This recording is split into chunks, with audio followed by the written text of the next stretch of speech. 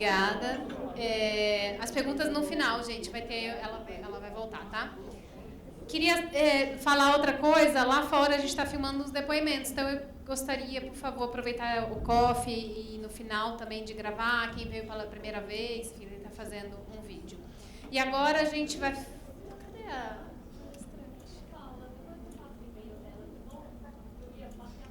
Tá, acho que já saiu o slide, né? Não, já é outro arquivo. Mas é Mo_Ávila. Cadê a palestra? Gente, cadê a doutora? Ah, tá aí. A gente vai falar sobre outro tema também que todo mundo pergunta todo tempo. Quase todo dia a gente tem questionamento, que é sobre aposentadoria por invalidez, afastamento por doença, LOAS. E a doutora Cláudia já veio aqui uma vez, né? Foi super bem avaliada, então vamos tirar as dúvidas aí de vocês.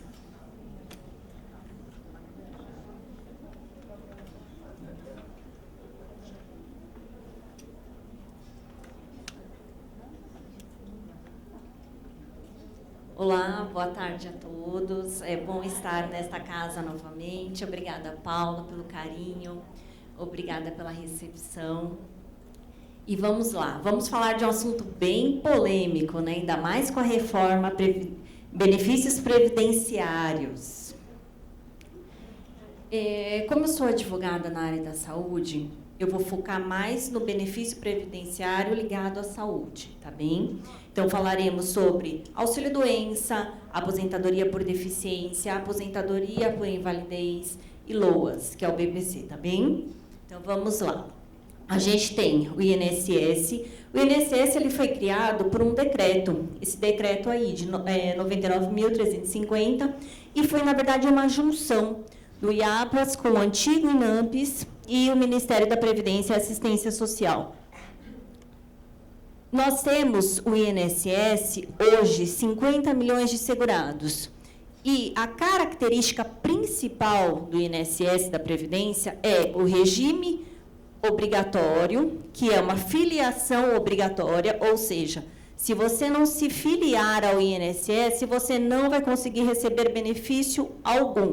Então, às vezes, chega alguém lá no escritório e pergunta: ah, eu queria me aposentar, mas você já contribuiu para o INSS? Não, eu nunca contribuí. Não vai conseguir.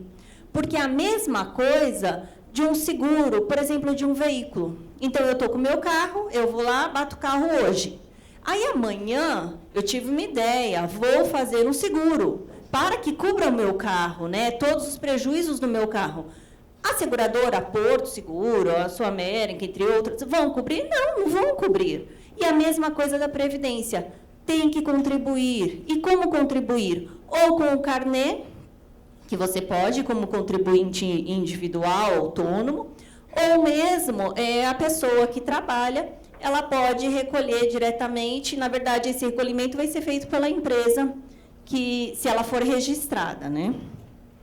Então, a gente tem esse caráter contributivo, que é necessário, e a filiação obrigatória. E aí, a gente já começa com o auxílio-doença. O auxílio-doença é um benefício... a gente tem uma característica aí fundamental, que é a questão que é um benefício temporário. E por que a gente avalia isso? Até mesmo para a diferenciação da aposentadoria por invalidez. Então, hoje, o benefício ele deve ser concedido a quem? A quem tem uma incapacidade temporária. E esse benefício ele pode ser ou em decorrência do acidente ou de uma doença. E a gente tem alguns requisitos importantes, que é a carência, a perda de qualidade do segurado e a incapacidade para o trabalho. Quem está tirando foto, né, nem precisa, porque assim, eu já disponibilizei para a Paula. Quem quiser, no final também eu vou deixar meu e-mail, é só me pedir. Eu disponibilizo todos os slides, tá? Se vocês tiverem dúvidas também, podem me mandar e-mail. Então, não há necessidade, tá bem? Então, a gente tem esses requisitos. O principal é demonstrar, por meio de perícia médica, a incapacidade para o trabalho. Então, a gente tem a carência. Hoje, a carência são 12 contribuições mensais, exceto se tiver a doença que está na portaria interministerial A2998. E essa portaria, ela elenca algumas doenças que a gente vai falar um pouquinho no final. E a qualidade do segurado. O que é a qualidade do segurado? É só lembrar do baú da felicidade. Vocês lembram antigamente que tinha quem está em dia com o baú da felicidade? É a mesma coisa. Tem que estar em dia com a Previdência Social. Por quê? Se não for, se não tiver em dia com as contribuições mensais, não vai conseguir o auxílio doença. Então, às vezes, vai gente lá no escritório e me pergunta, eu tenho uma incapacidade para o trabalho, eu tenho uma doença, eu tenho uma patologia, eu não consigo mais trabalhar. E agora, eu posso requerer o auxílio doença? Infelizmente, se a pessoa não estiver contribuindo, ela contribuiu uma vida inteira, contribuiu durante 15, 20 anos. Fiquei desempregada, parei de contribuir durante 4 meses. Perdeu a qualidade do segurado. Tem que voltar a contribuir. E aí, quando volta a contribuir, resgata aquela qualidade do segurado. Resgatando essa qualidade, aí sim você vai conseguir o benefício se estiver de acordo com os requisitos para a concessão. Então, a gente tem também as duas questões fundamentais. O benefício ele pode ser concedido via administrativa ou via judicial. Administrativamente, o que é? Pedir no INSS direto. Ligar no 135, ou agora a gente tem um sistema informatizado do INSS, que é Meu INSS, não sei se alguém já viu, e pelo Meu INSS você pode requerer uma perícia médica. Tem que passar por perícia médica? Tem que passar e só desta forma será concedido o auxílio-doença. Para quem trabalha, muda um pouquinho a história que a gente vai ver lá na frente. Então, aqui a gente tem o auxílio-doença, que ele vai ser reativado quando o juiz determinar e quando for ação judicial. Vamos supor que tem uma doença, uma mulher que fez uma mastectomia total ou parcial e ela precisa ficar, ela teve câncer e ela precisa ficar durante algum tempo afastada. Este período, ela ficará afastada pela Previdência Social, recebendo o auxílio-doença, mas o juiz ele pode colocar data determinada para o encerramento. Ou, se ela passar por uma perícia lá no INSS, porque não é só porque tem ação que acabou as perícias, não. As perícias, elas continuam, até mesmo para testar a doença. Não é um benefício temporário que a gente falou? Então, esse benefício ele pode ser cessado. E aí, pode ser encerrado desta forma. E a gente tem a avaliação do perito do INSS.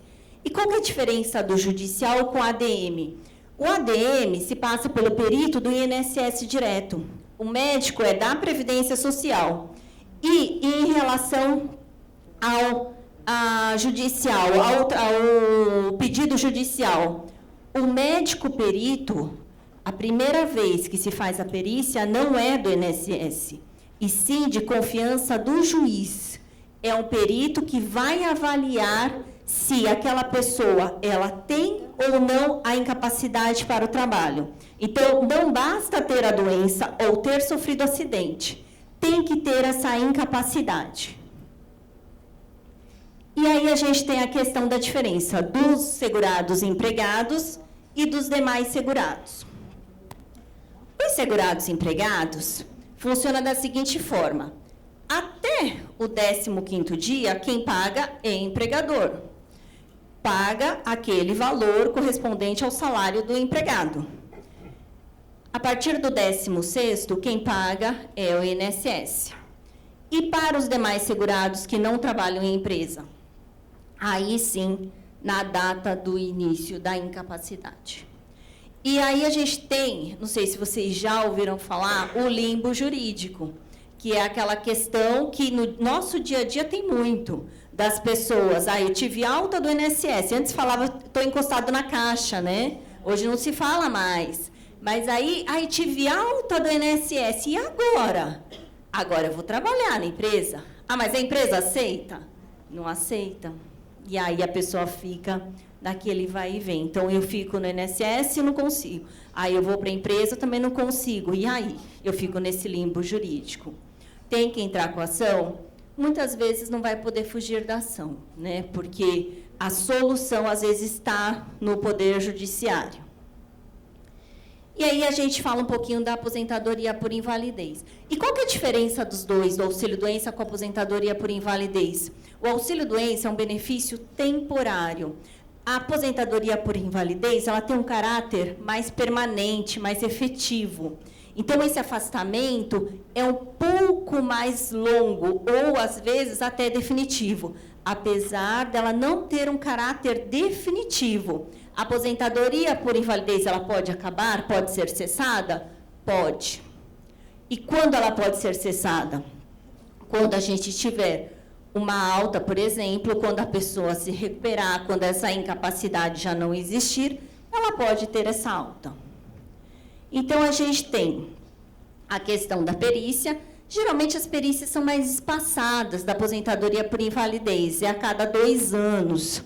E aí, a gente tem a questão da persistência da invalidez. É a mesma coisa. Tem que ter a doença, não só a doença, não só o acidente. Tem que ter a incapacidade para o trabalho. E se não tiver demonstrada essa incapacidade pelo perito do INSS ou pelo perito judicial, esta pessoa não vai conseguir. E a carência? Tem que ter carência? Tem que ter o respeito à carência e à qualidade do segurado, salvo a portaria interministerial. E aqui a gente tem a doença anterior à filiação da Previdência, que é a mesma coisa que a gente estava conversando sobre o seguro do carro. Eu tenho a doença. Ah, então, eu sei que eu vou precisar de uma aposentadoria lá na frente, porque eu estou já sentindo que eu não vou conseguir mais trabalhar. Ah, então, eu vou procurar a Previdência, vou fazer minha inscrição. Ah, tudo bem? Tudo bem. Você pode fazer isso? Pode.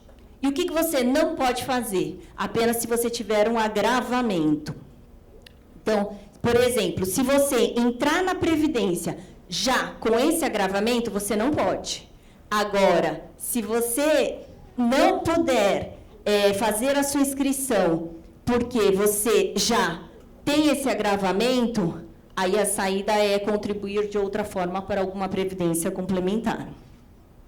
E as doenças da aposentadoria por invalidez, a gente não tem uma listagem exata, mas a gente tem aquela listagem que salva determinadas carências, requisitos de carência, tá? Eu vou correr um pouquinho, porque a gente tem bastante coisa para falar. Essas são as doenças que a gente tem.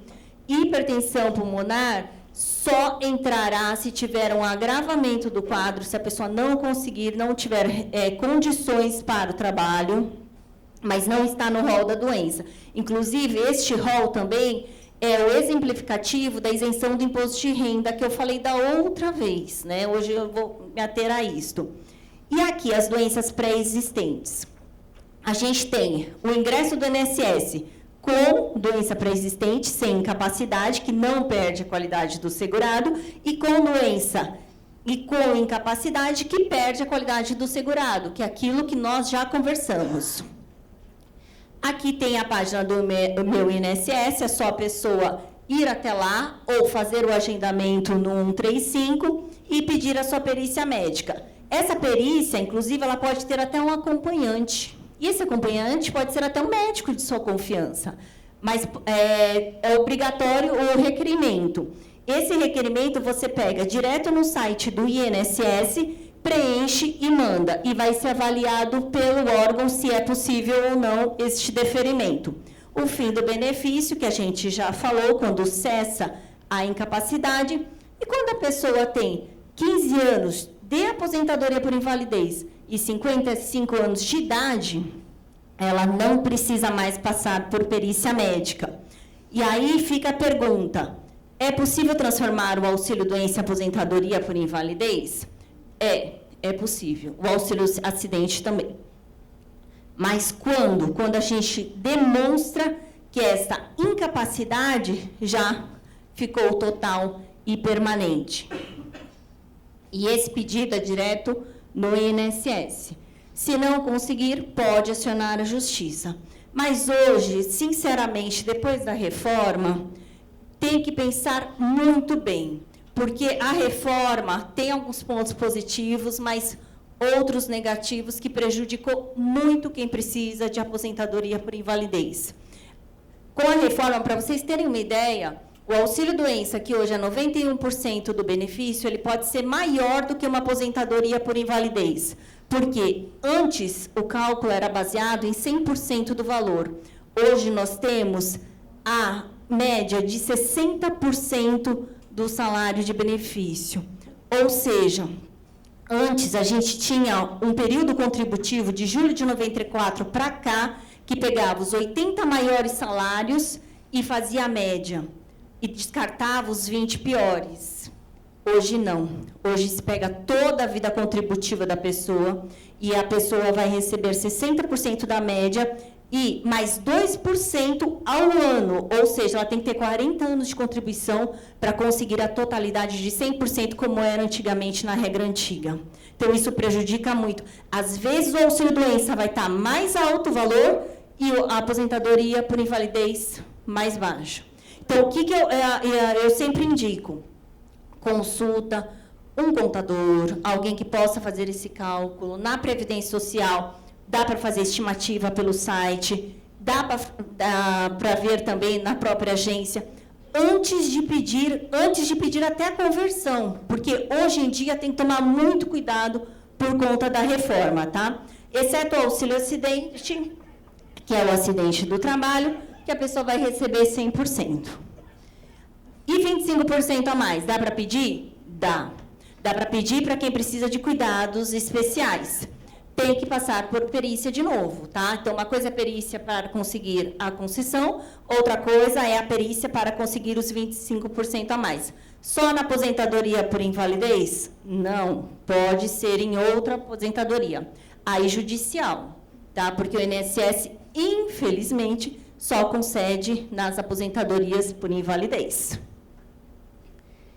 E aí a gente tem também a mesma coisa, o meu INSS entrou, pede uma nova avaliação e acrescenta aí os 25% a mais, tá? E a gente tem essa modalidade, aposentadoria por deficiência, que não tem nada a ver com aposentadoria por invalidez. É uma aposentadoria que precisa de 180 contribuições mensais e a pessoa precisa, se for mulher, 55 anos e 60 anos homem, e tem que ter trabalhado como deficiente. E quem pode utilizar esse serviço? A pessoa com deficiência e terá necessariamente que passar por perícia médica, tá? E aí a gente tem as características,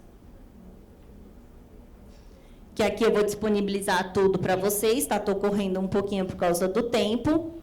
E o auxílio acidente, uma dica para quem sofreu um acidente ou tem uma doença decorrente do trabalho, tem estabilidade no emprego. Se voltar para o emprego, pode ficar mais 12 meses, tá? É lei, está na lei. E o LOAS, a Lei Orgânica de Assistência Social. Bom, a gente tem dois tipos, um para a pessoa com deficiência e o outro para a pessoa idosa. E o que é importante no LOAS? O INSS, ele fala de uma renda per capita inferior a 1/4 do salário mínimo. Então, pega o salário mínimo, divide pelo número das pessoas que moram na residência e teria que dar esta renda para cada um. Hoje, na Justiça, a gente tem jurisprudências que são decisões reiteradas que dizem que a pessoa ela não precisa ter uma renda, por exemplo, de R$250, que ela pode comprovar através dos gastos. Então, por exemplo, eu tenho uma renda de R$500, de um salário mínimo, mas gasto R$900 com remédios, com despesas, com aluguel. Isso já gera a concessão do benefício, mas tem que entrar com uma ação, não tem jeito. Agora, vai assistente social em casa, vai ter perícia médica, então não é bom dizer, né, em verdades, enfim, porque vai ser comprovado. E se for constatado fraude, a pessoa ainda corre o risco de ter que devolver tudo aquilo que ela recebeu. Então, aqui, deficiência, qualquer idade, tá? E o idoso, 65 anos ou mais. E aí a gente entra na questão, bom, aqui vai ter o cadastro único, também as informações estão todas nos slides. E a gente tem a questão da acumulação de benefícios. Hoje, pela lei, também a gente teve um prejuízo nessa questão, tá? Então, dá para pedir acumulação de benefícios? Dá para pedir, mas a gente vai ter algumas questões aí atreladas. Aqui, por exemplo, na pensão por morte, hoje, se eu tenho uma pensão por morte e eu quero me aposentar, eu posso receber os dois. Mas os dois vão ser mantidos. Entretanto, a gente vai ter uma limitação no valor da menor aposentadoria, tá? E eu trouxe um caso prático aqui para vocês avaliarem. Aqui a gente alguns benefícios que não podem ser acumulados, como aposentadoria com auxílio-doença, aposentadoria com auxílio-acidente. A gente tem auxílio-doença com auxílio-doença, por exemplo, eu tenho 2 patologias, não posso requerer os 2. E o benefício também de assistência continuada. Não é um benefício previdenciário, LOAS. O LOAS é um benefício assistencial, tá? Por isso que ele não pode ser cumulado com outro benefício previdenciário. Aí a gente tem aqui a questão da aposentadoria por invalidez. O novo cálculo que a gente estava conversando, ele pode diminuir em até 40% o valor do benefício, diante desta reforma. Ou seja, antes a gente tinha 100% do salário, e hoje a gente tem 60% do salário, como a gente falou. Então, aqui, para vocês terem uma ideia, a pessoa contribuiu 12 meses, tá com a carência em dia? Ok. Tá com a qualidade do segurado? Tá, ok. Tá com a incapacidade? Tá. Só que aí ela contribuiu por 10 anos para a Previdência Social. E ela deveria receber 2.500, se fosse pela regra antiga. E hoje, quanto que ela recebe? Ela recebe 1.500. Infelizmente, tá? E essa questão da aposentadoria por invalidez é tão grave que a reforma só se falavam, tem que passar, é necessária, a gente precisa, mas em nenhum momento se falava dessa questão da aposentadoria por invalidez. E é sério, porque vai atingir milhares de pessoas. Não quem já tem, mas a partir de agora, quem vai pleitear. Então, a gente tem a questão também da pensão por morte. Prejudicou? Também prejudicou. Uma pessoa, né, uma esposa, que o marido veio a falecer, antes recebia 100% do salário-benefício, hoje vai receber 60% do salário e mais 10% para cada dependente. E aí, depois que os filhos tiverem a maioridade, quando crescerem, o que vai acontecer? Esse montante volta para a viúva? Não volta mais. Tá? Antes, na regra antiga, voltava. Hoje não volta mais. Então, a gente vai ter outro prejuízo aí. Então, a esposa que receberia 1.500 vai receber R$900. Tá? Aqui está a tabela para vocês terem uma ideia de como funciona a questão dos 2 benefícios quando eles são cumulados. Tá? Então, só para ter uma ideia clara aqui. Pensão mais aposentadoria. Lembra da acumulação dos benefícios que a gente estava falando? Uma pessoa que recebe 5.500 pensão por morte e recebe uma aposentadoria de 5.000, antes recebia 10.500. E hoje, depois da reforma, ela vai receber 7.096. E por que ela vai receber isso? Porque ela pode ter o valor mais vantajoso, receber integralmente, que aí, no caso, é a aposentadoria é a pensão. E, no caso da aposentadoria, o que ela vai ter? Um achatamento. E aí o valor vai ser reduzido para 2.096 de 5.000. Porque tem aquela escala que a gente falou, que é aquela escala progressiva. A partir de 4 salários, você recebe só 10%.